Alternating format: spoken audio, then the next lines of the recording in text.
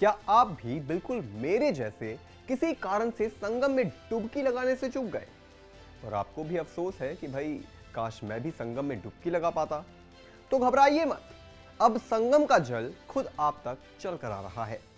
नहीं नहीं, इसके लिए आपको जल कहीं से ऑर्डर करने की जरूरत नहीं है। सीधा ये जल सीएम योगी आपके घर पहुंचाने वाले हैं। तो ना तो इसमें कोई फर्जीवाड़ा है और ना ही जल के अशुद्ध या फिर नकली होने का कोई खतरा। पर अब आप ये सोच रहे होंगे कि भाई मैं तो छोटे से गांव का रहने वाला हूं, मुझ तक ये जल कैसे पहुंचेगा? तो चलिए आज आपको देते हैं इस पर पूरी जानकारी, पर उससे पहले आयान भारत को सब्सक्राइब कर लीजिए। नमस्कार, मैं हूं आपके साथ स्नेह श्रेयस। आयान भारत देख रहे हैं आप। करोड़ों श्रद्धालुओं ने महाकुंभ में संगम स्नान कर पुण्य अर्जित किया, लेकिन कई लोगों की तरह अगर आप भी ऐसे हैं जो किसी कारण से इस धार्मिक अवसर पर स्नान करने नहीं जा सके, तो ऐसे श्रद्धालुओं के लिए उत्तर प्रदेश सरकार ने एक अनोखी पहल की है। मुख्यमंत्री योगी आदित्यनाथ के निर्देश पर प्रदेश के सभी 75 जिलों में संगम का पवित्र जल भेजा जाएगा। इस महायोजना को अग्निशमन और आपात सेवा विभाग के माध्यम से लागू किया जा रहा है। इन्हें निर्देश दिए गए हैं कि प्रयागराज में महाकुंभ ड्यूटी पर तैनात सभी फायर टेंडर अपने अपने जिलों में लौटते समय संगम का जल लेकर जाएं और इसे जिले में श्रद्धालुओं तक पहुंचाने की व्यवस्था करें।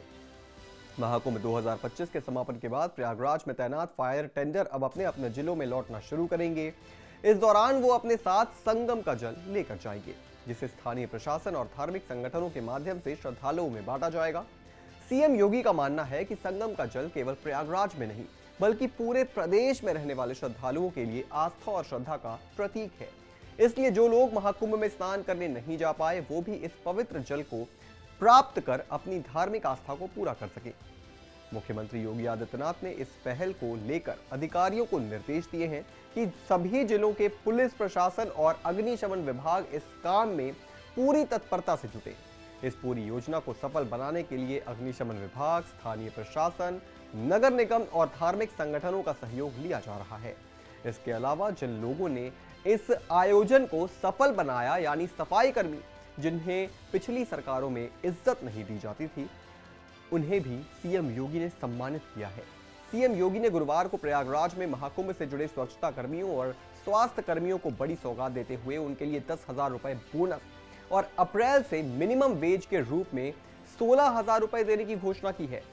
मुख्यमंत्री की इस घोषणा का स्वच्छता कर्मियों ने खुले दिल से स्वागत किया। इस पहल के लिए मुख्यमंत्री का आभार भी जताया। सभी स्वच्छता कर्मियों और स्वास्थ्य कर्मियों ने कहा कि ये पूरे मेले के दौरान उनके द्वारा दी गई मेहनत का फल है। उन्होंने कहा कि मुख्यमंत्री योगी आदित्यनाथ ने न सिर्फ मंच पर बुलाकर उनका सम्मान किया, बल्कि उनके साथ बैठकर भोजन भी किया, जिससे उनका मान बढ़ा है। महाकुंभ के समापन के बाद यूपी के मुख्यमंत्री योगी आदित्यनाथ ने प्रयागराज में नाव चालकों से भी बातचीत की।